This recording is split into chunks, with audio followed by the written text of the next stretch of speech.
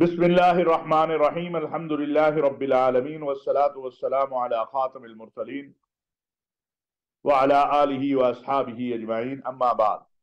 ناظرین و سامعین، السلام علیکم ورحمۃ اللہ وبرکاتہ۔ ناظرین، عید الفطر کے ایام گزر گئے۔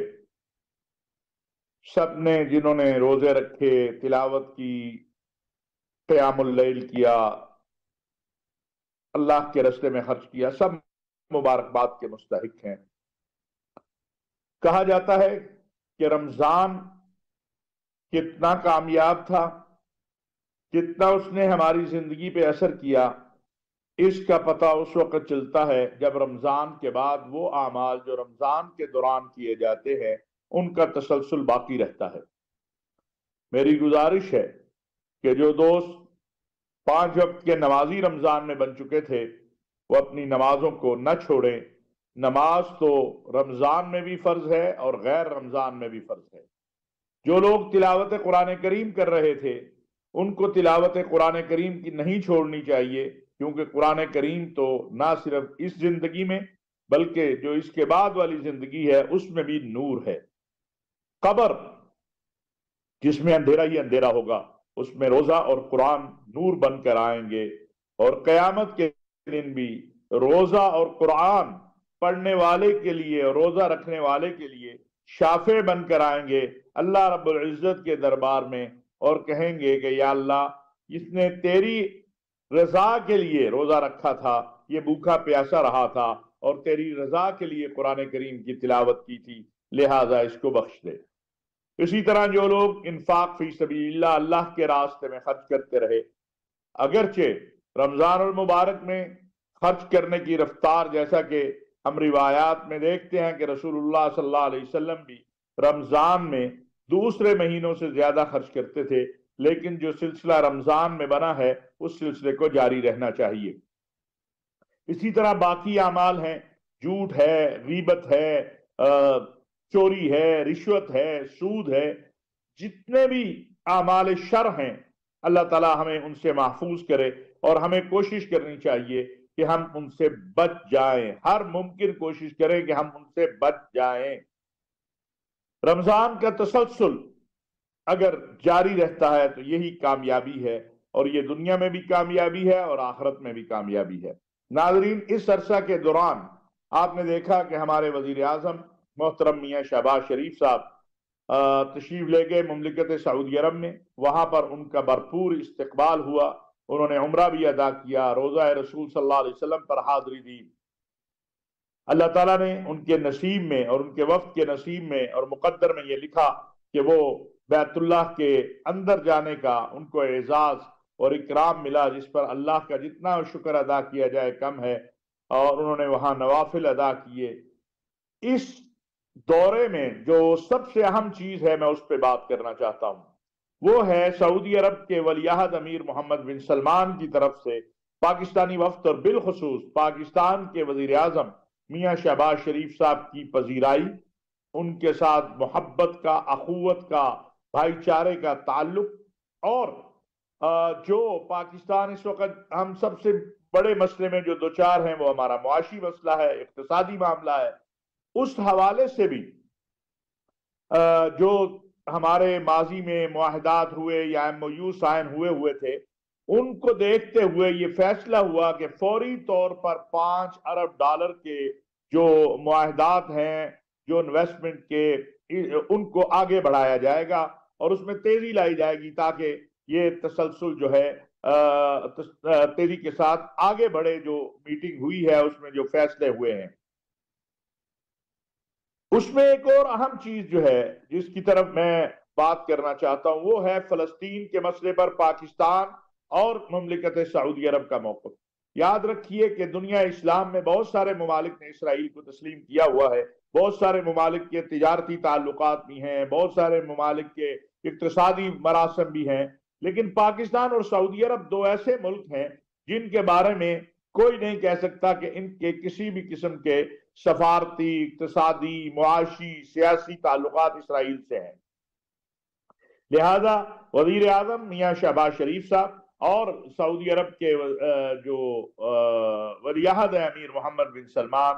ان کی اس ملاقات کا جو مشترکہ اعلامیہ آیا اس میں بھی اس بات کو واضح کیا گیا کہ اس وقت جو صورتحال بنی ہوئی ہے فلسطین میں، جو ظلم و ستم ہو رہا ہے، بربریت ہو رہی ہے، سفاکیت ہے، وحشت ہے، اس کے خلاف پاکستان اور سعودی عرب ایک ہیں، اس کی مذمت کرتے ہیں، اور اس کا حل یہی ہے کہ ایک آزاد خود مختار فلسطینی ریاست کا قیام جس کا دارالخلافہ القدس شریف ہو۔ اسی طرح کشمیر، یہ امت مسلمہ کا مسئلہ ہے۔ کشمیر پاکستان نے کبھی بھی، کوئی بھی پاکستان کی حکومت آ جائے، کشمیر کا مسئلہ وہ نہیں بلا سکتی، اس لیے کہ یہ کشمیر کا مسئلہ پاکستان کے لوگوں کے جسموں میں روح کی طرح ہے، اور کبھی بھی ہم اہل کشمیر کو بھول نہیں سکتے ہیں۔ اس اعلامیہ میں اگر آپ دیکھیں تو اس کشمیر کے مسئلے کو ایک بڑی طاقت دی گئی ہے کہ کشمیر کا مسئلہ پاکستان اور ہندوستان باہمی مذاکرات کے ذریعے حل کریں۔ پاکستان بھی ہمیشہ یہی کہتا ہے کہ ہندوستان اقوام متحدہ کی قراردادوں کے مطابق کشمیر کے معاملے کو حل کرے۔ آپ کو یاد ہوگا کہ جب ہمارے سپہ سالار جنرل حافظ سید عاصم منیر جو ہیں، انہوں نے بطور آرمی چیف کے منصب سنبھالا تو انہوں نے 2-3 مرتبہ اپنی جو تقاریر تھی ان میں یہ بات بار بار کہی کہ ہم کشمیر کے مسئلے کو اقوام متحدہ کی قراردادوں کے مطابق اس کا حل چاہتے ہیں، اور وہ کیسے ممکن ہے؟ وہ ٹیبل پہ بیٹھ کے ہی ممکن ہے، وہ مذاکرات سے ممکن ہے۔ لہذا پاکستان اور ہندوستان کے درمیان مذاکرات کشمیر کے راستے سے جاتے ہیں، اس کا بھی اس میں بڑا واضح ذکر آیا، بلکہ واضح نہیں، اس کو ایک آپ کہہ سکتے ہیں انڈوز کیا گیا کہ کشمیر کے معاملے کو باہمی مذاکرات کے ذریعے حل کیا جائے اور اس کی طرف آگے بڑھا جائے۔ تو الحمدللہ یہ بات میں کہہ سکتا ہوں کہ اس وقت سعودی عرب،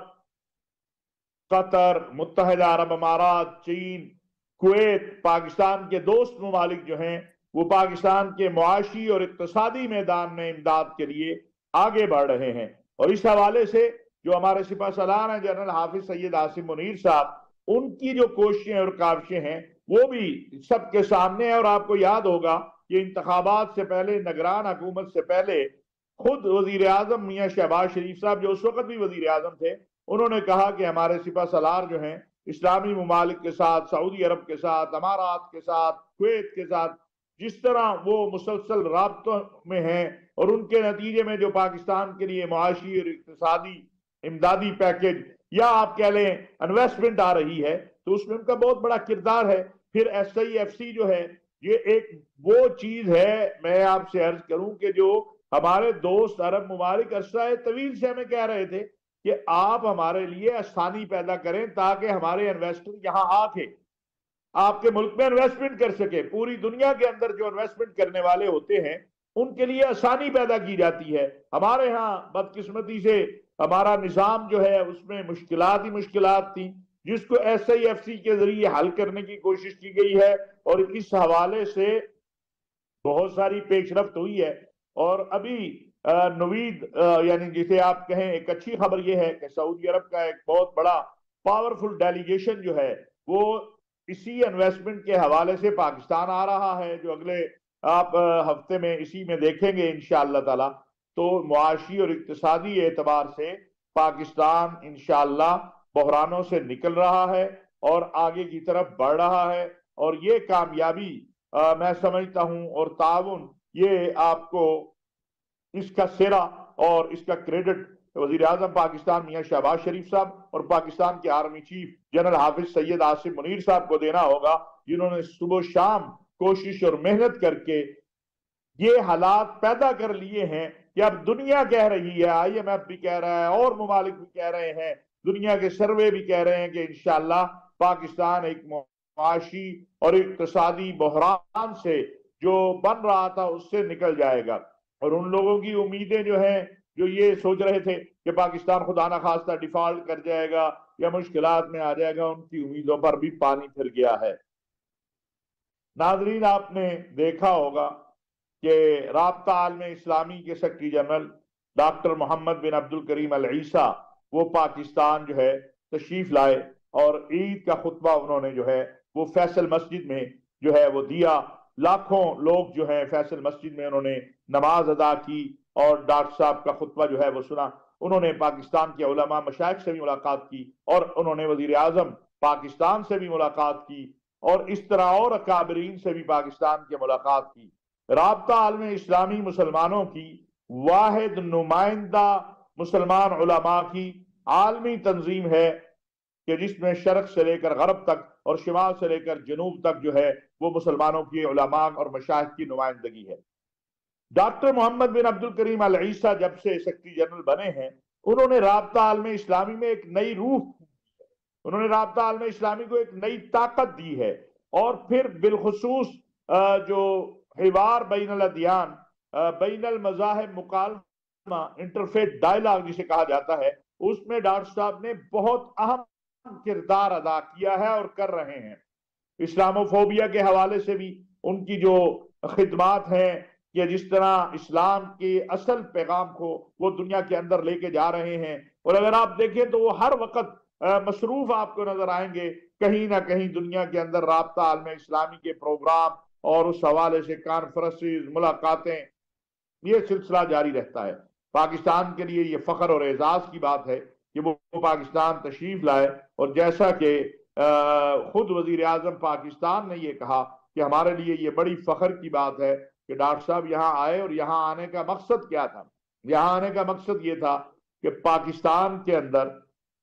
اس طرح کا ایک میوزیم قائم کیا جائے جیسا مدینہ منورہ میں ہے اور وہ بہت سارے اور ممالک میں بھی رابطہ عالم اسلامی نے قائم کیا ہے، جس میں رسول اللہ صلی اللہ علیہ وسلم کی سیرت طیبہ کے حوالے سے ایک مفصل اور جامع ہر چیز آپ کی حیات طیبہ کے حوالے سے موجود ہو. اور اگر آپ مدینہ منورہ میں جاتے ہیں اور آپ دیکھتے ہیں تو آپ کو ہر چیز پتہ چلتی ہے. بڑی محنت کی ہے رابطہ عالم اسلامی نے اس کے اوپر. الحمدللہ رابطہ عالم اسلامی کے اس میوزیم کے لیے گورنمنٹ آف پاکستان اور رابطہ عالم اسلامی کے پاکستان میں جو ڈائریکٹر جنرل ہیں سعد الحارثی صاحب، اور پاکستان کے جو سفیر ہیں پاکستان میں سعودی عرب کے، میں ہمیشہ انہیں کہتا ہوں کہ وہ سعودی عرب میں پاکستان کے سفیر ہیں اور پاکستان میں سعودی عرب کے سفیر ہیں، جناب نواب سعید المالکی. ان کی محنتیں، کوششیں ہیں. پاکستان کی حکومت اور بالخصوص وزیر اعظم پاکستان میاں شہباز شریف صاحب نے جو تعاون جو ہے جو بھی ممکن تھا، اب انشاءاللہ اس کا افتتاح جو ہے وہ ہو گیا ہے اور باقاعدہ پاکستان میں اسلام آباد میں وہ سیرہ میوزیم بنے گا. اور وزیر اعظم پاکستان میاں شہباز شریف صاحب نے اس حوالے سے جو ایک جملہ کہا ہے وہ بڑا خوب ہے کہ اس میوزیم سے انشاءاللہ اسلاموفوبیا کے حوالے سے اور اسلام کے حوالے سے جو معاملات ہیں اس میں بھی بہت ساری بہتری آئے گی، ایک اسلام کا حقیقی پیغام عام ہوگا. یاد رکھیے ہمیں محنت کرنی ہے، کوشش کرنی ہے، جو پیغام اسلام ہے اس کو دنیا تک حقیقی طور پر پہنچانے کے لیے. اور رابطہ عالم اسلامی مسلم علماء کی وہ تنظیم ہے جو دن رات اس کے لیے کوشاں ہے. ابھی رمضان کے اندر آپ دیکھیں مکہ المکرمہ میں رابطہ عالم اسلامی نے مسلمانوں کے تمام مکاتب فکر کے جو اکابرین تھے ان کو جمع کیا تھا، ان کو وہاں پر ایک کہا کہ پل کا کردار ادا کیا مختلف مسالک کے درمیان، شیعہ سنی، بریلوی، دیوبندی، اہل حدیث، حنفی، شافعی، مالکی، سب کو جمع کیا. میں سمجھتا ہوں کہ ڈاکٹر صاحب کا یہ دورہ پاکستان میں بھی بین المسالک، بین المذاہب رواداری اور ہم آہنگی کو تقویت دینے کا سبب بنے گا. اور جو سیرہ میوزیم ہے یہ بھی ایک بہت بڑی پیش رفت ہے. اور اسی طرح جو چھوٹے چھوٹے حفاظ ہیں ماشاءاللہ جو حافظ بنے پاکستان میں، ان کے مقابلے ہوئے پورے ملک میں، ان میں جو اول دوم سوم آئے ان کو بھی انعامات دیے گئے. وزیر اعظم صاحب نے بھی ان حفاظ کی بڑی پذیرائی کی، ڈاکٹر محمد بن عبد الکریم العیسیٰ نے بھی بڑی پذیرائی کی. ڈاکٹر صاحب کی آمد اور یہ ساری جو محنت ہے اس پر ہم ڈاکٹر محمد بن عبد الکریم العیسیٰ، رابطہ عالم اسلامی، سعودی عرب کے فرما روا خادم الحرمین شریفین شاہ سلمان بن عبدالعزیز، ان کے ولی عہد امیر محمد بن سلمان، سب کا شکریہ ادا کرتے ہیں. اللہ تبارک و تعالی اسلام اور مسلمانوں کو عظمت دے، پاکستان اور اہل پاکستان کی ہر طرح کے شرور سے حفاظت فرمائے، اور اہل فلسطین پہ جو ظلم و ستم کا اس وقت دور ہے وہ ختم ہو، فلسطینیوں کو، کشمیریوں کو ان کا حق ملے۔ وما علینا الا البلاغ المبین۔